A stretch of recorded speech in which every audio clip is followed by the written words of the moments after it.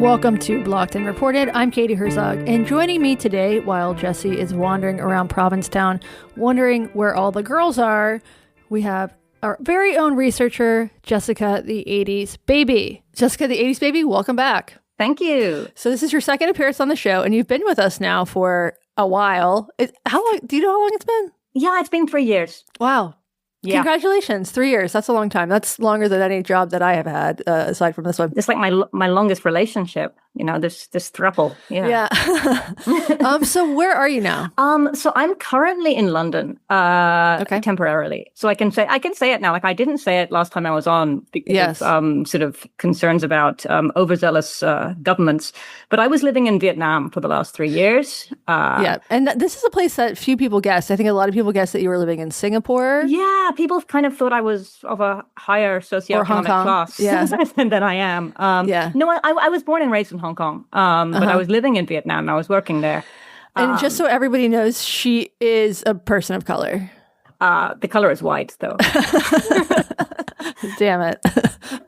But yeah, so born in Hong Kong, and you've lived all over the world. I have. I've been in a lot of places, and actually, so I'm in London right now. My mother lives here at the moment. But I'm just here temporarily.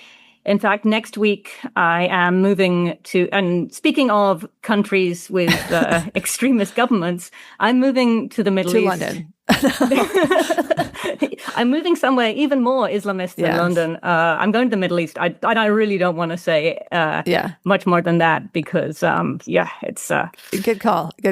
Yeah.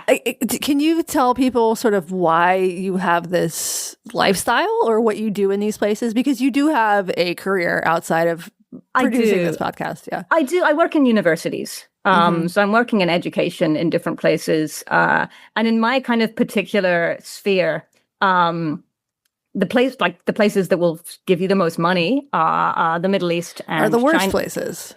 Pretty much. They're the countries that no one wants to move to. So, and when I say Middle East, I don't mean like Dubai. No. I mean a bit more. It's real Middle East. It's more Sharia. But we'll see how that goes. Do you have concerns? I mean, will there be a free and open internet in this unnamed, very sandy country where you're moving to? I actually don't know. As far as I know, I can use a VPN and that'll be fine. I think the main things they block are porn. Shoot. So it's not going to affect this who knows, honestly. Well, depending on what episodes we do. It is the kind of place where I'm gonna advise the embassy when I arrive, which is something I've never done before. Just be like, hey, heads up, I'm living here now, in case evacuations are needed at some point. So for you, would this be the British embassy? What's your sort of like home country? Yes, I have multiple nationalities, but the passport I'm traveling on is my British passport. Okay, because that seems like the one with the most likely to protect citizens, basically. So do you just pick and choose based on where you're going if you want to take the red passport, or I don't even know what other colors they have? I mostly use the British passport nowadays, which is dark blue. I have a European passport as well, but that's kind of only really relevant if I'm in the EU and I don't live there anymore. Well, a fascinating life indeed. Not a life that is very compatible with having a large dog that you must take everywhere with you. No, I really want to have a dog, but I can't. And especially, I actually don't know if pet dogs are allowed where I'm going. Yeah, they might. Well, I don't know do they eat dogs in Vietnam?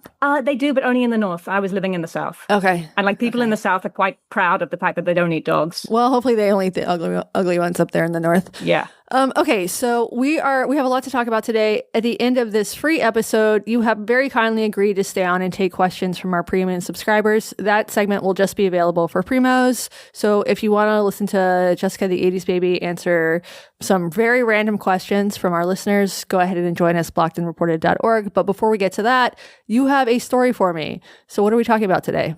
Yeah, so this week we're going back to a field that we haven't plowed for a while, which is knitting. Ooh. My favorite. Yeah. We've covered a number of crafting incidents in the past, but to be honest, there hasn't been that much drama in the knitting world for quite a while now. Okay, yeah. So for anyone who is new to the show, the knitting community tends to be very progressive for whatever reason. Libs love fiber arts, I guess, or maybe it's because it's like a hobby dominated by women, and where women gather, conflict follows. I know this from my wife's Bravo watching habit. And this community has had its fair share of meltdowns. So can you remind people of a few of our past knitting stories? Yeah, we've had a few. We had the knitter who was cancelled because she wanted to go to India, and she wrote a blog post about it. Yeah, this was actually the first contact I had with you guys. I suggested this story many years ago. So she said it would be like going to India. She said it would be like going to Mars. Like going to Mars, yes. Yes. And so that was, terribly racist. Yes. We had a yarn dyer who made some colorways, and she named them after the Salem witch trials. And like a Halloween theme. Yes, and that was a Halloween murder theme. Yeah, and that was seen as anti-feminist because 300 years ago is too soon. Yeah. We've also had a couple of other crafting dramas. We had the historical costumer who wanted to make a dress inspired by one worn in India during the time of the British Empire. Again, cancel for racism. Basically, crafters cancel each other a lot. Yes, this is what we love about them. And there was the Ravelry. Did we do the Ravelry? Was that with you, or was that pre your time? I think we only ever touched briefly on Ravelry. That was in the same episode as the woman who was cancelled because she wanted to go to India. Right. Yeah, like Ravelry banned all Trump-related patents. And Ravelry is this giant, it's forums, it's patterns, it's like the online hub for the knitting community. It is. And years later, even though there was a time when everyone was complaining about it, there's no competition with it, There's no one's made like a Blue Sky or like a right-wing Blue Sky. Yeah, like an X.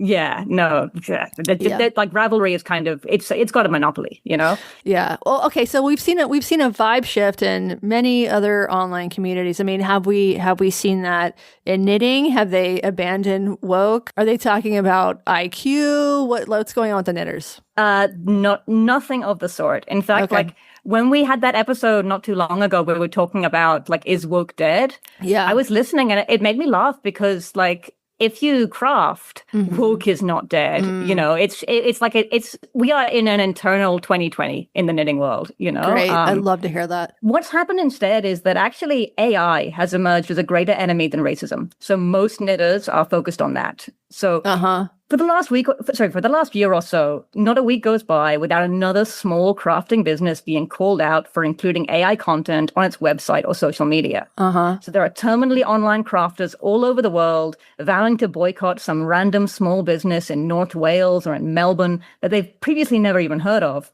And then the cycle repeats a week later. Yeah, the real pandemic is AI. And is there a lot of what would the word be? Like transvestigating, but for AI, like people posting photos of patterns and being like, is it AI? Or do people willingly admit that they're using AI? So basically there's two things. There's AI patterns, which is basically, that's just scammers, right? It's people on Etsy selling patterns, which are blatantly AI.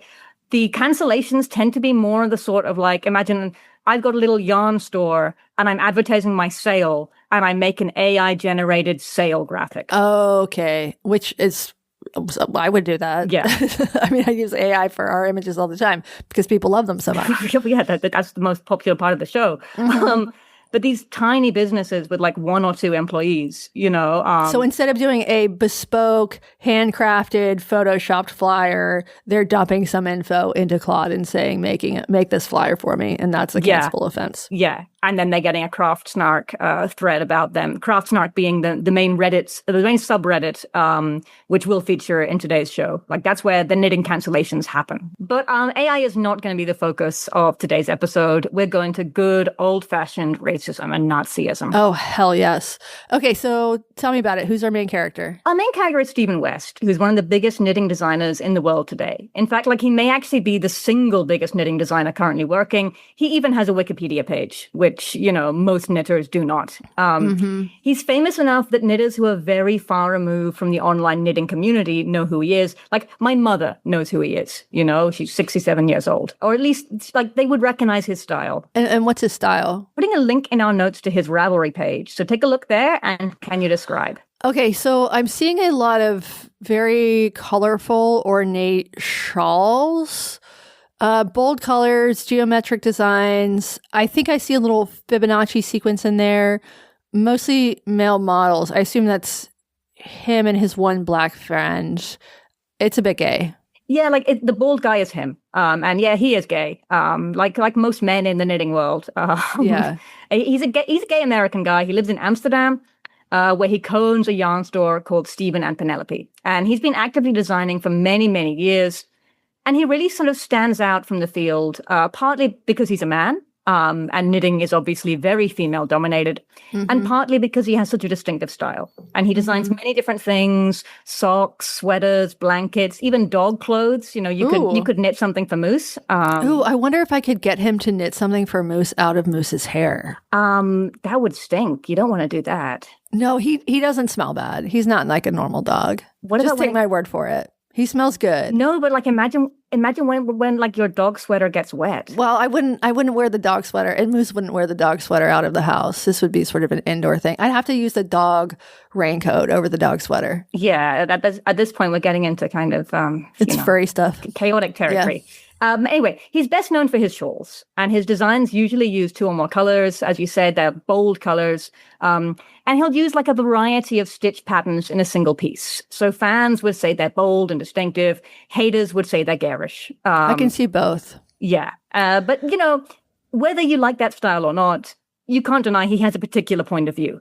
Yeah, I mean, I would certainly notice if I saw someone on the street wearing one of these designs, I might think something like, why is that faggot wearing a blanket? But I can definitely see the artistry involved. So where does the drama start here? So it starts with an event. Every year, Stephen runs a mystery knit-along. And the concept of a knit-along is simple. The organizer, which is maybe the designer, maybe the yarn store owner, picks a starting date, makes an announcement, and participating knitters all make the same pattern. And while the knit-along is going, knitting, which, is usually a pretty solitary hobby, it becomes a little bit more social because you can go online, compare notes, check other people's versions of the pattern, comment, and so on. Now, the mystery knit-along also adds an element of surprise because you don't see the pattern before you start. That might seem a little odd, but in Stephen's case, the mystery patterns are always shawls or socks, so you don't need to worry about getting the right size or whatever. And while the knit-along is going, he'll release a new clue, which is to say part of the pattern, every week. So part of the fun is seeing how the pattern evolves over the weeks as you work towards having a finished shawl. Okay, so you're getting a little snippet of the overall pattern, working on that, and then the next week there's another snippet. That's right, yeah. And this is a popular event in the knitting world, I take it? Yes, Stephen West's annual Mystery Knit-along is a really, really big deal for the online knitting world. In fact, I'd say it's probably the biggest knitting event of the year. Okay, so it's the Met Gala for knitters, but everyone is cozy. Yes. So for 3 months, the entire online knitting world is taken over by Stephen West content. He sells kits, so you can get like a few skeins of yarn in complementary colors to make the year's pattern. And lots of other unrelated yarn stores will do the same thing, right? So it's really popular. But there are always complainers. Of course. So people will complain that his kits are overpriced. People complain that the patterns are ugly. People complain that patterns are too ubiquitous. Basically, whether you love him or hate him, during the Mystery Knit-along, you can't escape him. And while the MKAL is running, every time you log into Ravelry, which we've just talked about, you'll be confronted with dozens and dozens of knitters diligently producing their own Stephen West shawl. Like, it is inescapable. Okay, so he's got lovers and haters. Where's the controversy start? So our first controversy took place back in 2023. So as usual, Stephen posted the first part of the pattern. People started knitting it, and then things went wrong. So Katie, I put an image there in our notes. Can you see the problem? Ooh, this is, if you squint, a swastika. Yes. It's like an interlocking swastika, like a swastika eating its own tail. Yeah. And was this was just a snippet of the pattern, not the overall full? Yeah, I think this was like the first clue. So this was like, I think that probably should have held this one off. This would have been like starting, it should have been the final part, right? Surprise, you're a Nazi. But you just spent 3 months making a Nazi shawl. Whoops. Now, I should say, accidental swastikas are kind of a hazard of the job if you're a crafter. It's particularly common if you make quilts, right? My mother-in-law is a quilt maker. We got swastikas all over this house. Yeah, but like unrelated to the quilts, right? But really, any pinwheel design can easily become a swastika, and it depends on the colors you choose and how you organize them. So, like, I could be making something with dark and light in one way. You could be making the same pattern with dark and light reversed, and mine could be a swastika, and yours could be like a beautiful abstract art. And it's usually not something you realize until it's too late, right? You're working, you're focused on the little details, then you finish, you take a step back, and you have that like, oh shit moment, Yeah. I could see this being a problem. We did an episode in the very beginning of the show about a designer in Seattle, Shannon. She now does the art for this show, not our beautiful AI generated images, but she does our logos and stuff like that. And Shannon was a graphic designer for a Seattle a theater company. And this company had to, not because of Shannon, but because of another racial incident, which was also kind of bullshit, they hired Robin DiAngelo to come in. The Robin DiAngelo hired her company to come in and do a full year's worth of anti-racism trainings. This nonprofit, I don't know how much this nonprofit theater paid on this, presumably a lot, although it was before 2020, so maybe they got discount rates back then. Yeah. And at one point during one of these trainings, Shannon had, the theater was playing the Odyssey or showing the Odyssey.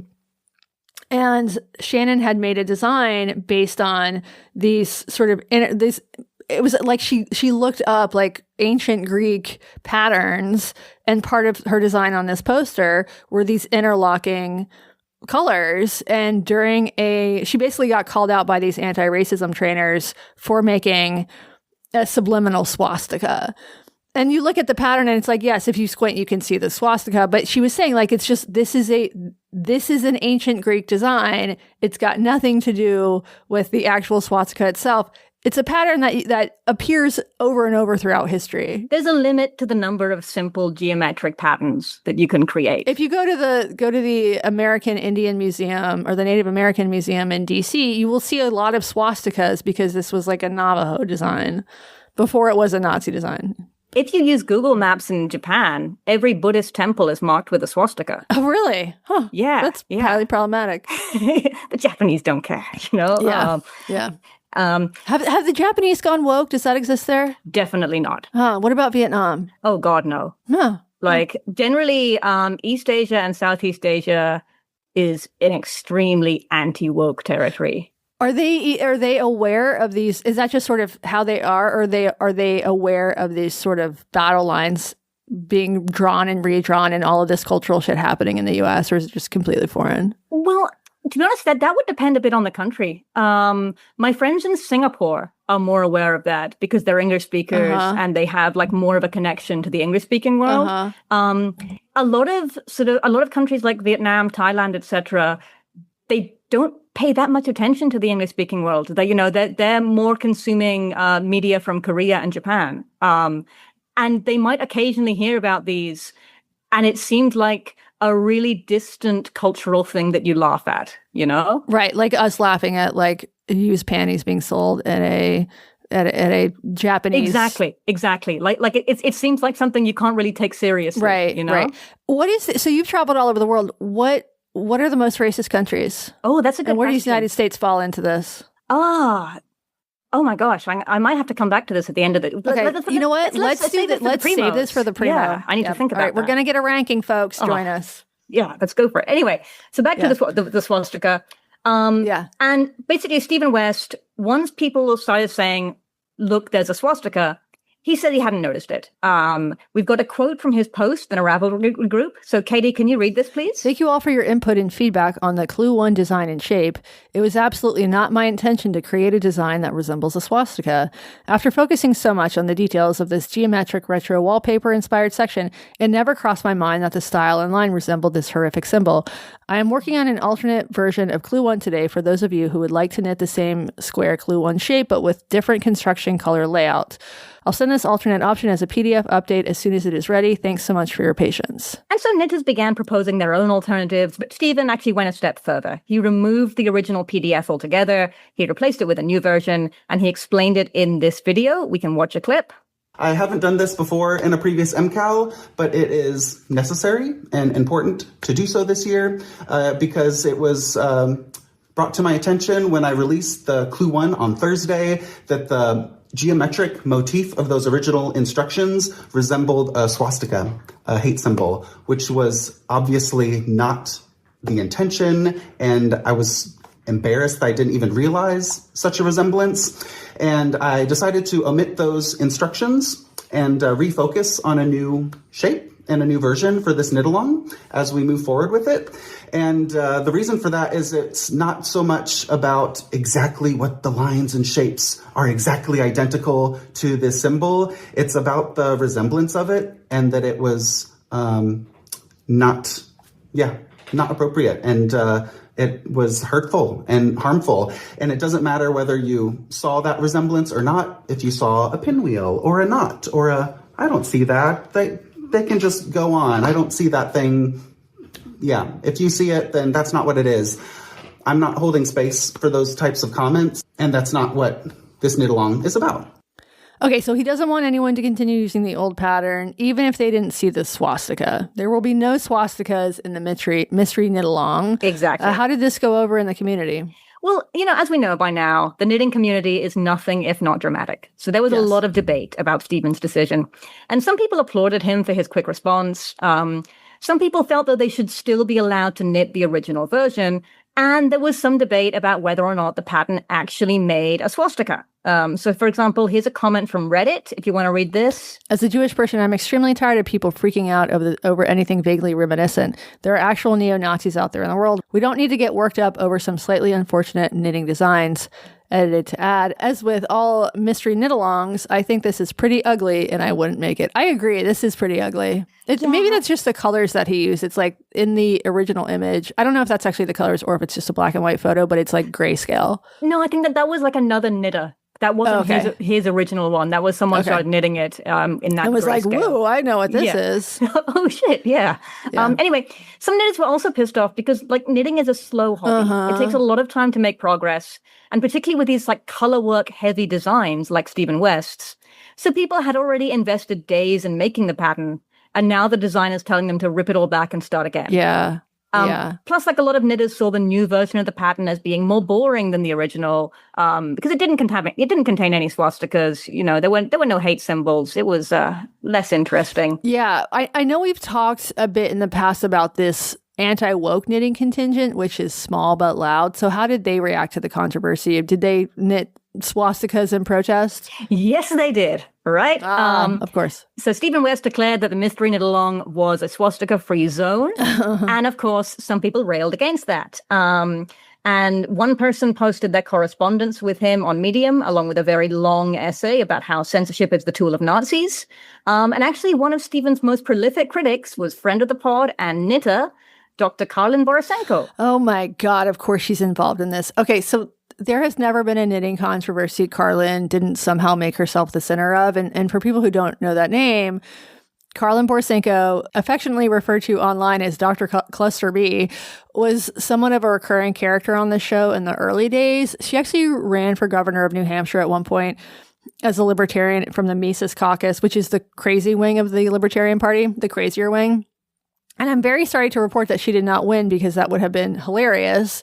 She's basically a chaos agent who stumbled into politics because she was annoyed about how woke and anti-MAGA the online knitting community was because Ravelry, which we've talked about, this big hub for patterns, they banned Trump shit. So she wrote this somewhat viral article about this in 2020, like, I didn't leave the left left me, that kind of thing. And she's just a real character. Like, she has her PhD from some for-profit online university. She calls herself doctor, and her dissertation was about workplace bullying, which is very funny if you know anything about her online presence. She is a bully. And if I recall correctly, she worked for New Hampshire Public Radio at one point. She was let go, and she then threw a binder at a wall and then burned her New Hampshire Public Radio hat on a grill, and then, of course, posted a picture of that or a video of it. And I haven't kept up with her recently, but the last we spoke about her, She claimed she was kicked out of a Wisconsin water park hotel for wearing a MAGA mask, but the hotel said that she was kicked out for banging on doors and threatening staff, like in the middle of the night. Was she wearing a MAGA mask at the time? I don't know that she was. She also tweeted that Holocaust victims choose their deaths and that Hitler went to heaven.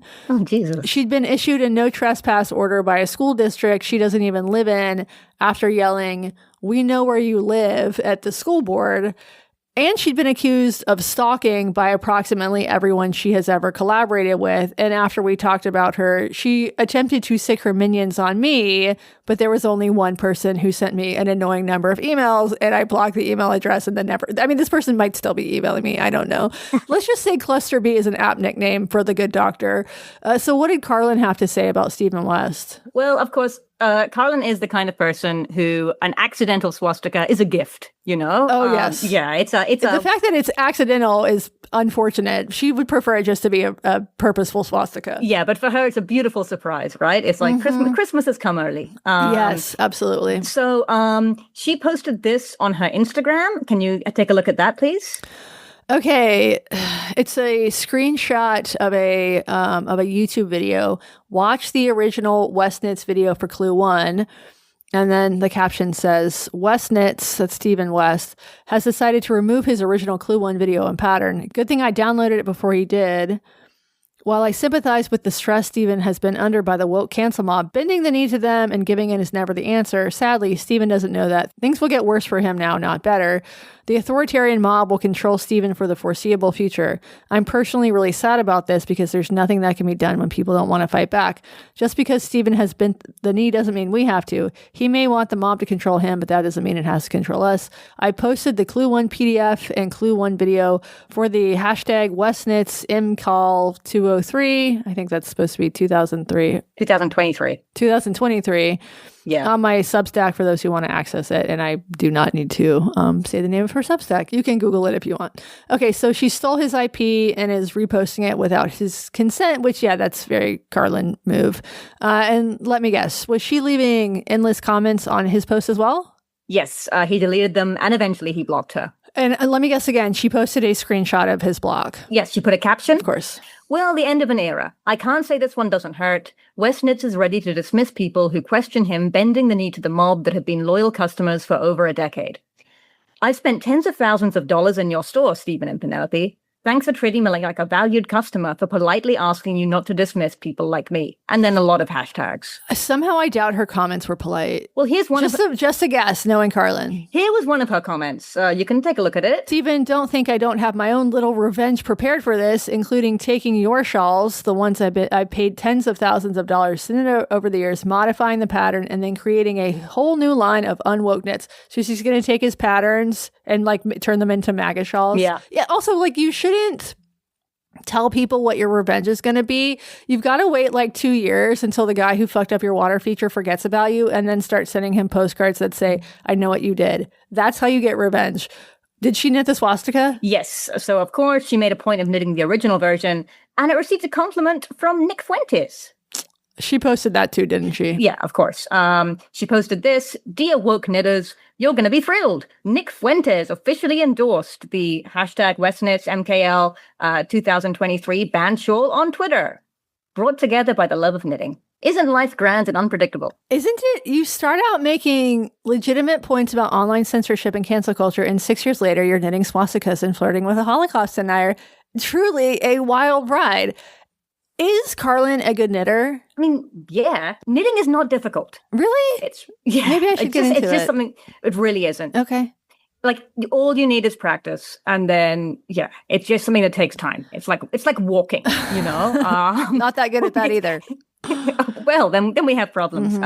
But you can check out her finished shawl here on her Instagram. She called it the Groiper shawl. Of course. Okay, so it is green, presumably in honor of the Groipers and their connection to, because their mascot is Pepe the Frog, who is also green. So clever there.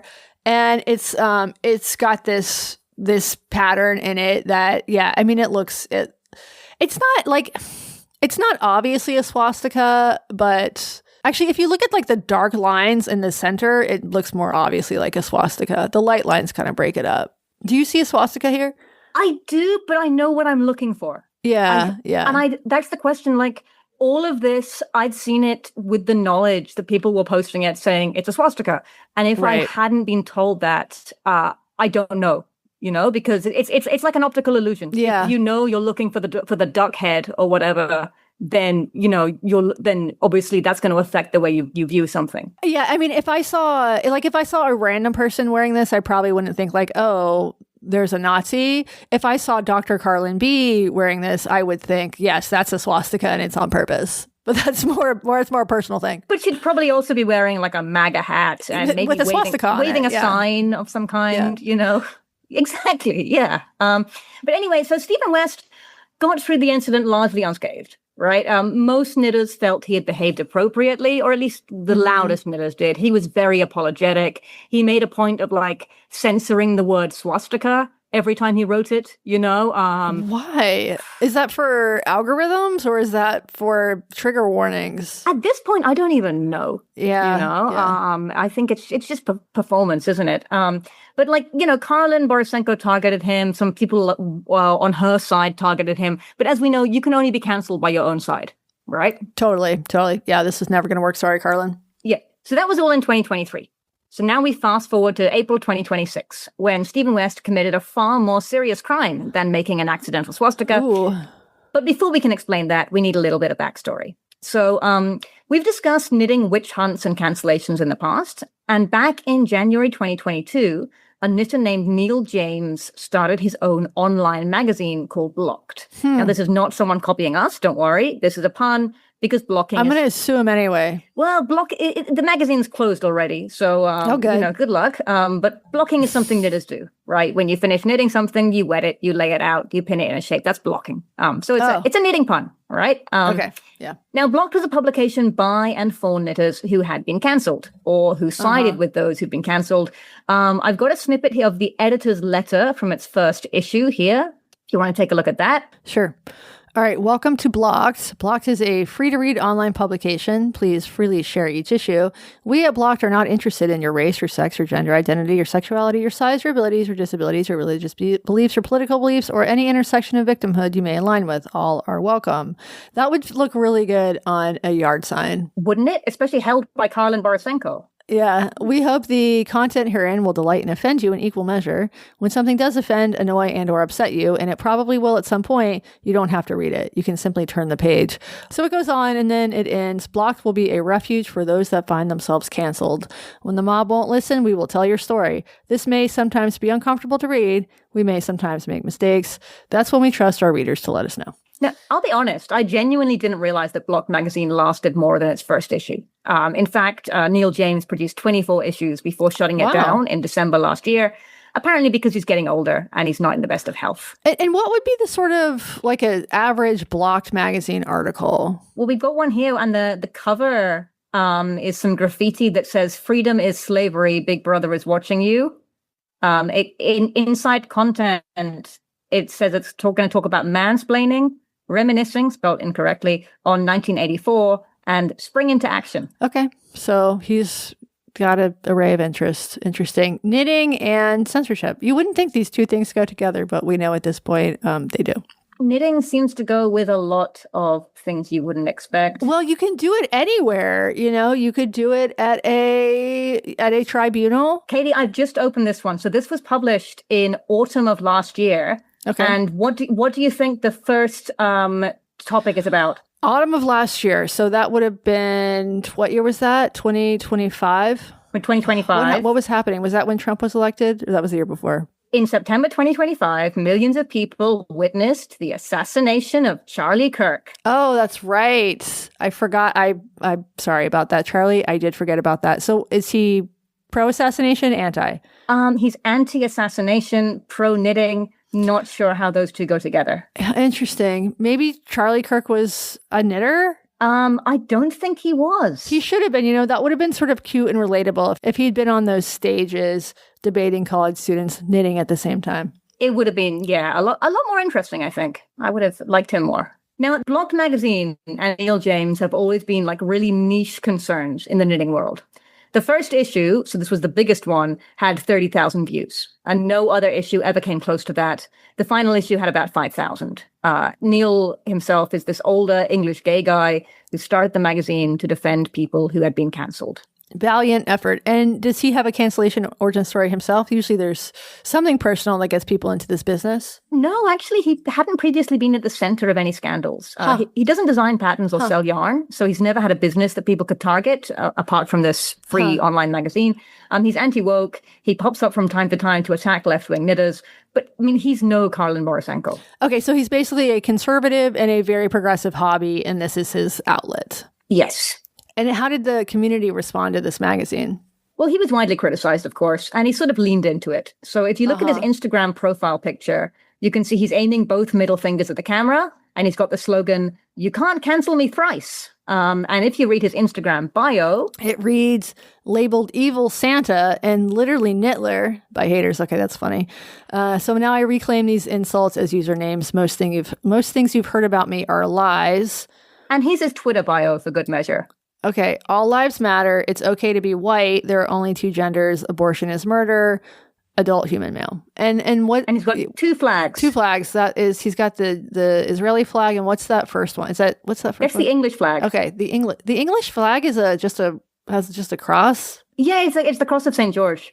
I should have known that. What sort of stuff does he post? His content is a mixture of knitting and politics.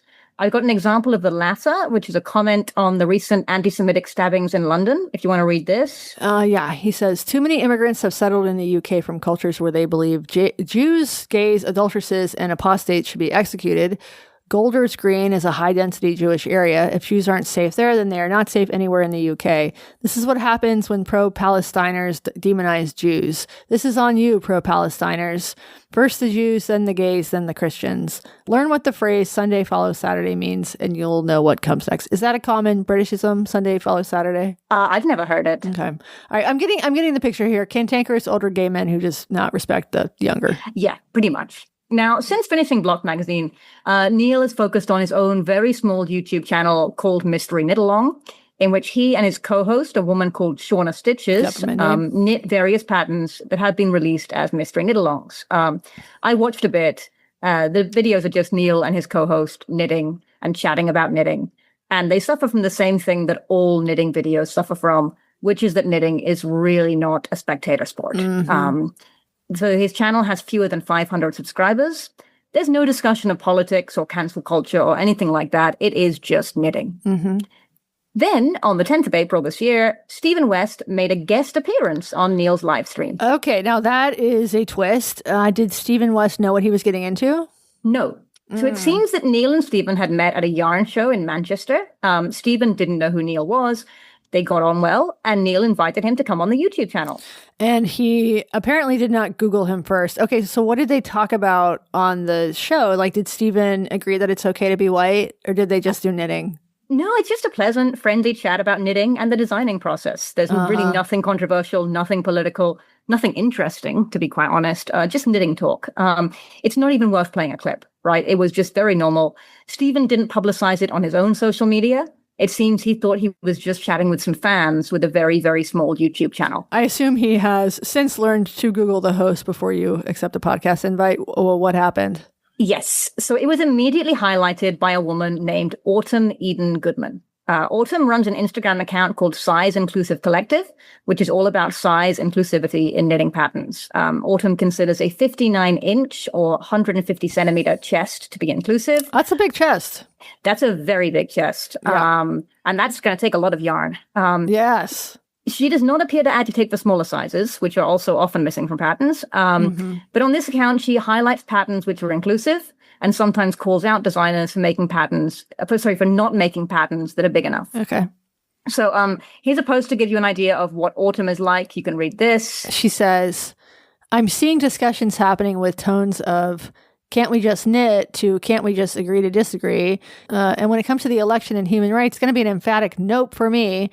We aren't talking about throwing versus flicking, or that sounds sexual, or magazine loop versus DPNs, or whether pineapple belongs on pizza. By the way, it does. Pineapple is good on pizza. I agree. Good. I'm glad we can agree on that. why does everything have to be political? That's in quotes. Because everything about my page is political. It serves folks, with an X, who are traditionally marginalized just for existing in larger bodies. Fat phobia is literally rooted in misogyny and racism. Yes, the makerspace is full of a lot of white women, myself included, but my space centers and serves fat, disabled, queer, and non-binary makers across a diverse spectrum of ethnicities and financial backgrounds. Question for you. All right, she says that fat phobia is rooted in racism. Do you want to know the most fat phobic countries? I'm guessing it's Asian. Yeah, I would say pretty much all of Asia. Yeah. Well, all of East and Southeast Asia. Oh, yeah. Was that an import from the West, or did they do that all on their own? No, there's this myth, I think, quite common in the West, that sort of Asian beauty standards are due to white supremacy or whatever, and like skin lightening, things like that. Yeah, and it's not true, because those have been their beauty standards for hundreds, if not thousands, of years. And it's also the typical kind of what we call the bigotry of low expectations, right? The idea that these people couldn't possibly have developed anything without white influence. But right. Yeah, because also the sort of standards of being very, very slim, which is the beauty standard in East and Southeast Asia, is far more so than the West, you know? Yeah. Do they have fat people there? They do, but not very many, because basically people will speak in ways that just they don't speak about. They don't. Right. People will speak about things in ways that they don't in the US or in Europe. You know, people will openly tell you, "Hey, you're looking fat." Yeah. And actually, I remember once being in Bangkok, and I somehow ended up in a mall with a load of plus size clothing stores. And the plus size clothing stores have names like Fatty Fatty Fat Fat and I Love Calories and Miss Fatty and things like that. You know, my God. That's amazing. That's amazing. Although I assume that part of that is just like translational differences. Like my sister, after college, she went and taught English in Japan for a year. And I remember distinctly, she sent me a photo of her. She had some, just like a pan, like a cooking pan. And the brand name on the bottom, they would put English words on shit that they didn't really understand. And the brand name was Marinated Retard. Yeah, I mean, there's always a bit of, here are some fun words. But yeah, right. It's like, then again, here it's like, I know people from the 90s who got like kanji symbols that mean probably marinated retard tattooed as tramp stamps on their backs. Exactly. No idea. Exactly. Yeah. But yeah, basically, this is a part of the world that could actually really use people like Autumn Eden Goodman to show up and, start railing against fat phobia. Okay, so I'm guessing that Autumn is not the type of person you want aware that you did a problematic thing on the internet. Yes. So Autumn, I guess, must have been among the 500 subscribers to Neil's channel, because she immediately shared Stephen's appearance on the Size Inclusive Collective in this Instagram post, which you can read here. It's Friday, and here's one big what the fuck. The same magazine that shall not be named, who dubbed the West Knits call, that's knit along, the swastika call, and even went on to say, and then she's quoting Neil. What's Neil's last name here? James. Neil James here. I guess Stephen West, or his moderator, couldn't bear that I received more positive responses than negative. Only one view is permitted. West has nailed his colors to the mast. Where I once had every sympathy for him, now I have none. His actions will embolden the bullies to engage in witch hunts against those who dare to knit/wear the original Clue one. Okay, so Neil James had criticized Stephen West several years before, I guess 3 years before, during Swastika Gate. And then he had him on his YouTube show. Yes, he had been written about in the magazine, right? And then Autumn concludes this with, it appears that swastika was a compliment, and surely Stephen must know who he's hanging out with. Hard pass. All right, so how did people respond to this call out? Now, some confusion. I think partly because Autumn was so determined not to name anything. That does make it a bit hard for people to understand what you're going on about. True. And Neil, as I said, he's really not that well known. So the comments are things like people saying, "What am I looking at?" Yeah. But of course, other commenters were eager to join in the classic knitting activity of piling on. We've got some examples here if you want to take a look at them. Okay. Tina Makes 9 says, I never liked Stephen West. Something was off with him. That sounds homophobic. Sarah Makes, common name in knitting world. She says, Ravelry faves have been purged. I haven't actually knit any of his patterns yet. Now I never will. Without wanting to promote snark, is there anywhere I can find a list of other designers with hateful views / politics? I really want my money to be spent with small businesses I am proud to support. And the Black Sheep Knitter says, I want to say that maybe West was unaware, but going on a podcast without informing yourself seems unlikely in 2026. The swastika controversy from a few MCALs ago, that's mystery knit alongs ago, now has me wondering. So Autumn also shared it on the subreddit Craftsnot, which I mentioned earlier, and which is really the epicenter of most knitting witch hunts. And of course, most of the comments immediately went anti-Stephen West. My favorite comment is this one, which is discussing Neil's co-host, Shauna. Just read the first comment in that thread. Nazis of a feather flock together. There are far more than 800 or 2K disgusting, bigoted, smooth-brained knitters in this world. So yeah, the 2K followers of Shauna know and endorse. So this is talking about, I guess she has 2,000 followers. And then someone says, hey, just so you know, smooth brain is an ableist insult, demeaning people with actual smooth brains. And there's apparently a term for that, lysencephaly. All intelligence-based insults are ableist, but even some people who know that don't realize that this is one if they didn't know this particular type of disability exists, and the adjective describes real people. Well, that is new to me as well. Did Stephen West apologize after this backlash? Yeah, so Stephen West quickly issued an apology. He put it on his Instagram. It says here, I participated in a YouTube live interview earlier today. I was unaware of the opinions and comments made by one of the hosts, including harmful posts and attacks on marginalized people in our crafting community. Those actions do not reflect my own opinions or values, and I apologize for using my platform to highlight this interviewer and not diligently looking into their posts and views which absolutely do not align with my values. I've asked that they remove the interview content and posts. I've closed the comments as I do not want to spotlight them or allow my platform to aid in their harmful posts. Did Neil James remove the video? No. And how did this go over? Well, he kept the comments turned off. And of course, that means that it's not good enough. Right. Yeah. If you want to have a look at this Reddit post by Emotional Gear 8950. Bruh, you disable the comments so you don't have to deal with the fallout from your actions. And then someone else replies, if you have time to disable comments, you have time to do a basic Google search of who is hosting you on their podcast. Yeah. And of course, Autumn continued to lead a witch hunt here. So here was her response to that. She says, the apology / I didn't know tour has begun and I'm not buying it. One, this is not the first time they've met. You can see them together at the Textile Festival in Manchester. Two, he's thanking them for having him. Neil has block stuff on his profile, as well as having an actual block page itself. Three, why would Stephen, 349,000 followers on Instagram, plus another 166,000 on YouTube, need to spend time on a podcast with 403 followers? Not knowing is ridiculous, and I don't for a second believe that a person of this level of popularity doesn't spend a couple of minutes online checking out who he is supporting. Anywho, do with that information what you will. I personally like to know where my money goes. So she does not buy his explanation here. She thinks that he obviously knew who Neil James was and he must endorse his views. Yes. They've been seen together at a knitting festival before. Yeah. So presumably they were there talking about how much they love swastikas. Yeah. Do you buy this at all? Do you think it's possible that he actually does endorse or agree with Stephen West? I mean, he looks like a middle-aged gay man. Like, it's totally possible that he is kind of anti-woke, is it not? Although he did apologize for the swastika thing, so... Yeah, I think it's extremely unlikely. Yeah. Or, you know what?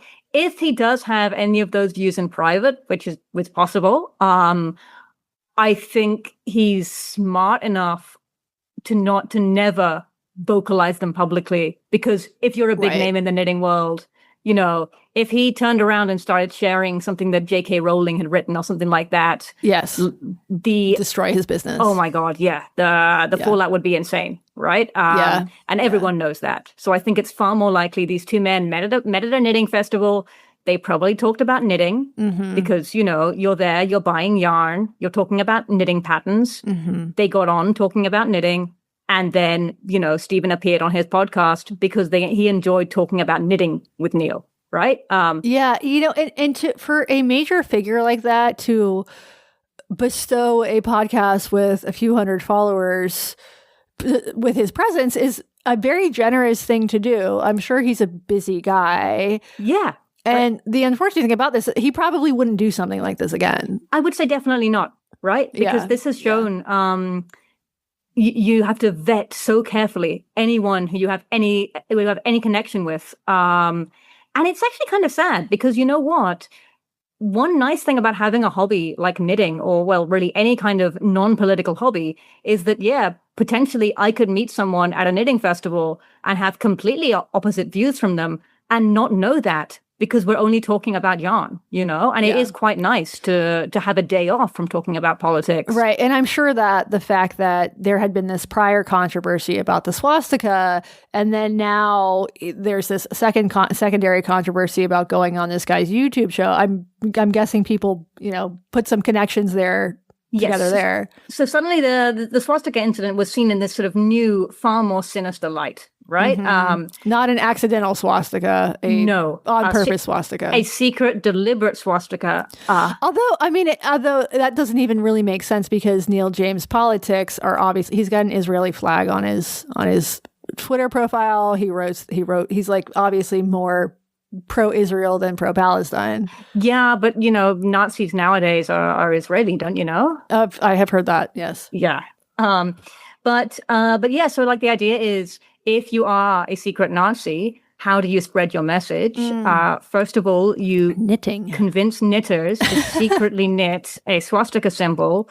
When they realize, you cancel it completely, and then you wait 3 years, go on a tiny YouTube channel and have a conversation about knitting. Totally.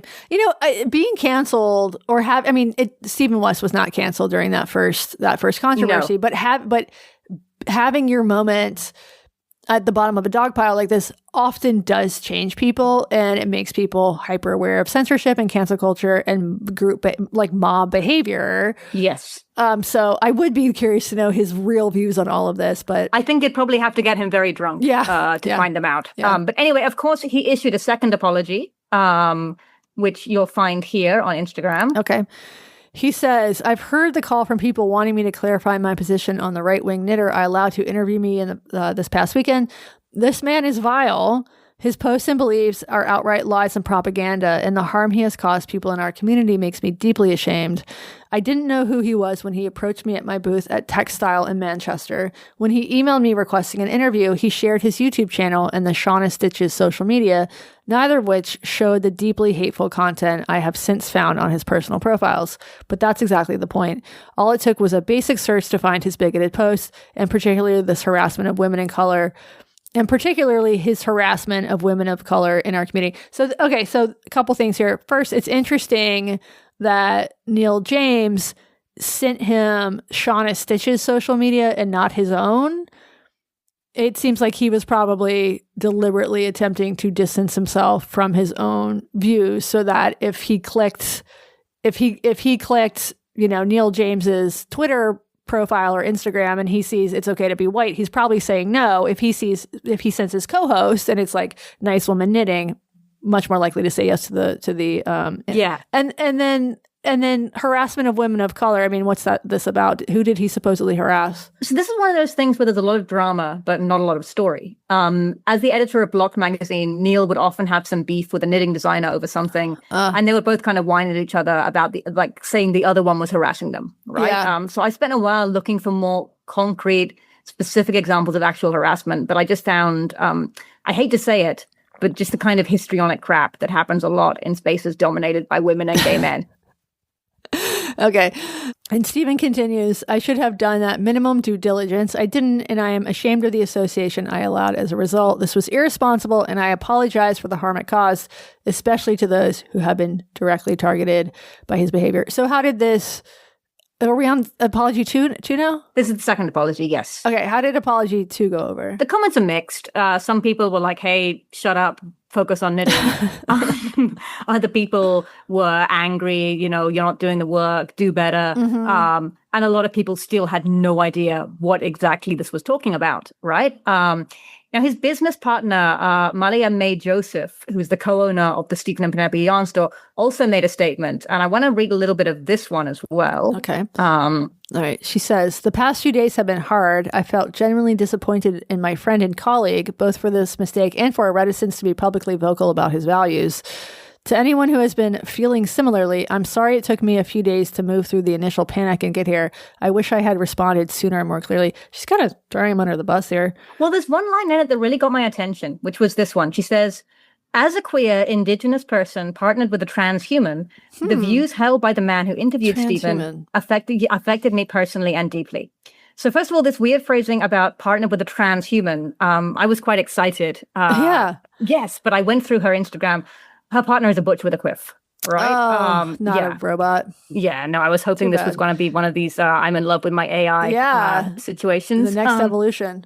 But also she refers to herself as indigenous, right? So Malia is a Samoan American who lives in the UK and runs a business in Amsterdam, which is kind of stretching the definition of indigenous really far beyond all logic. She should have gone with immigrant or possibly gentrifier. Yeah. And how did Neil James, how did he respond to all of this? He posted a screenshot of her statement and wrote in the caption, Malia, if I wanted to harm queer indigenous people partnered with transhumans, do you really think I would have talked to you and bought yarn from you? Also, is transhuman someone who thinks they're not human or a human who says he or she is trans? Very confusing. I agree with that. Now, a few days later, Autumn, the fat inclusive influencer, called out another designer, Zanete Husseina, who had also previously appeared on Neil's podcast. She'd been the other guest on the show. She's a fairly big name, nowhere near the level of Stephen West, but she's very much someone who's on the right side of history. She raises funds for Palestine through her patent sales. She does things like that. Funnily enough, though, she's also been called out before for an accidental swastika, which is a real reach, if we take a look at this one. There's a photo of it here in the notes. Okay, let's look at this one. Yeah, this one, it's a woman wearing a very soft sweater. I cannot see Hitler wearing this sweater. It looks like a snowflake pattern, or maybe that's barbed wire from the camps. I'm not really seeing the swastika. I mean, I guess it's interlocking lines. It's diagonal lines. Yes. Right? If you're going to say that anything with diagonal lines is a swastika, then cancel the multiplication symbol, Right. And did she apologize for going on his show? She actually put a kind of a non-apology in her Instagram stories. I'm going to quote it here. She said, before going on the podcast, I watched the full back catalog of that channel. God knows why. Like I said, it was very dull content. Nothing I saw raised concerns for me. And if it had, I wouldn't have agreed. I'll be honest, I don't research people's history before having a conversation with them. I take people as I find them, and I try to believe in the good in people. I know that's not how everyone approaches these things, and I understand why some people feel differently. I also believe that disagreement isn't always a reason to stop engaging with someone. If we only ever talk to people who already share our views, I'm not sure how anything ever shifts. Okay, she's a reasonable centrist. I'm with her on this. I do think it's far more, this question about who to engage with is obviously more fraught for public figures. As Stephen West learned, one conversation can become a PR crisis. One conversation could destroy your business. And only a certain type of person is going to risk the brand for this vision of the world. But the idea that we're never supposed to converse with people with different politics is so corrosive. I saw an example of that not long ago here in Washington State. So there's this anti-tax, anti-big government activist in this area. His name's Brian Haywood. He's definitely conservative, libertarian type, and he runs a group. It's called Let's Go Washington, and they do things like they oppose tax increases, and they're involved with this initiative that will appear on the November ballot that if it passes, it would bar trans girls from participating in women and girls sports. It's very controversial. And Brian Haywood is really seen as a boogeyman in parts of Seattle and Western Washington. And during the USA-Australia World Cup match in Seattle last month, he posted a photo of himself with another local politician, King County Executive Gramai Zahalai. He's very progressive. And they had this Brian had this nice caption in his post about different sides coming together in a moment of celebration and patriotism. That's quite nice, isn't it? It was good. It was totally good. And then Hannah Krieg, this former Stranger reporter, she was fired. She's come up on the show before. She was fired for covering up an affair between a Stranger editor named Rich Smith. Again, that's Richard Smith of Seattle, Washington. He slept with a sitting city council member, and Hannah was fired during the fallout from that. Oh, she and a coworker lied to cover up Rich's affair. Did Rich get fired? He had already been fired. Okay. So Hannah had So after this Brian Haywood post, she publicly called out Gramai Zahale, and he apologized. He just completely rolled over. Completely. Like, it was so dispiriting. The moment an activist journalist was like, "You are bad," he was like, "Yes, I am bad." And I'm not saying that no one is beyond the pale. Like, some people are. There are plenty of podcasts I would not go on. And if you're going to converse with truly controversial, radical figures, you need to press them on their shit. Like, this was the problem with Tucker Carlson interviewing Nick Fuentes or Tim Dillon interviewing JD Vance. It's not that they spoke, it's that they didn't ask probing questions. But the general principle that there are good people and bad people, and you shouldn't sully yourself by engaging with the other side, is just, it's so toxic. And so I commend this woman. What was her name? Zanette? Yeah. I commend her for not giving into this impulse. But how did people react to her statement? So this video we've got here from an account called Carrie Craft Geek is quite a typical reaction. We want to take a look at that. I think her statement really speaks to a sort of live and let knit attitude about, oh, can't people who disagree still talk to each other? And maybe she was going on his podcast to have it out about these issues. Okay, but that's not what's going on here. What's going on is she went on a podcast, didn't research the person she was speaking to, and unwittingly amplified and normalized him. You know, I want to hate this, but I think what she's saying isn't that different from what I just said about Tucker Carlson and Nick Fuentes. Although from what I can tell, like this guy, Neil James, it looks like having "it's okay to be white" in your Twitter bio is definitely a bit sus. I for the record, I do think it's okay to be white. I wouldn't put it in a tagline. But, you know, like if someone went on Cluster B's podcast for a nice little chat about knitting and didn't mention all the psychotic shit she's done, I would certainly judge them. Either way, I'm taking it Zanette's non-apology did not go over well. No. So she deleted most of the comments that were made on her Instagram. But of course, there was a bit more witch hunting on Reddit, a bit of a pile-on the Craft Snark subreddit. And eventually that backlash got a second apology out of her. If you want to read this here from her Instagram. Yep. She says, she tags Autumn, the size inclusive influencer. She says, "Thank you. I am genuinely sorry for not checking his social profiles before engaging. And if he had brought any of this nonsense up during our conversation, I would not have stayed quiet one bit. Please believe me when I say that. I am very sorry for the upset my naive ignorance has caused. It's a lesson I've well and truly learned." It is a very effective way to teach someone a lesson, is to attempt to destroy their reputation. Yeah, but of course, that was not enough of a lesson, as you can see from this response. Fox and Please tags her and says, "Please don't victimize yourself here. Your story response lacks accountability and critical thinking. You are removed from the severity of the situation because you are privileged and you've yet to acknowledge, let alone do anything about that." What is she supposed to do about her privilege? I don't know, like get a tan? Yeah.